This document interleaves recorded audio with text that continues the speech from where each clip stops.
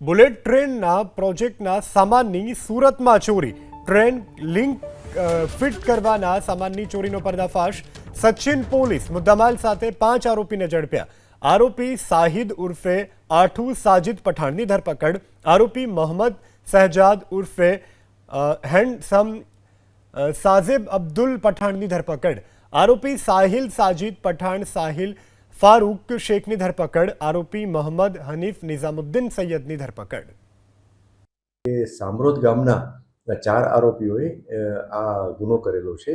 તો જે અનુસંધાને આ બાતમી આધારે બાતમી મળેલી હતી, એ 4 આરોપીઓને પોલીસ સ્ટેશન લાવી અને એમની પ્રાથમિક પૂછપરછ કરવામાં આવેલી. તો એમને ગુનાની કબૂલાત કરેલી હતી. આ 4 આરોપીઓ ના જે નામ આપને જણાવું તો એક આરોપી સાહિદ ઉર્ફે આઠુ સાજિદ પઠાણ, બીજો આરોપી મોહમ્મદ શહેજાદ ઉર્ફે હેન્ડસમ સાજિદ પઠાણ, ત્રીજો આરોપી સાહિલ સાજિદ પઠાણ અને ચોથો આરોપી શહીદ મહેમૂદ શાહ. આ 4 આરોપી સચિન પોલીસ સ્ટેશનના સામરોદ ગામના રહેવાસી છે. એટલે આ 5મા આરોપીનું પણ એક રિસીવર તરીકેની ભૂમિકા જણાઈ આવતા એની પણ તપાસ કરી અને એ મળી આવતા એની પણ પૂછપરછ કરી અને એની ગુનાહિત સંડોવણી જણાઈ આવતા આ 5મા આરોપીને પણ ધરપકડ કરવામાં આવેલી છે.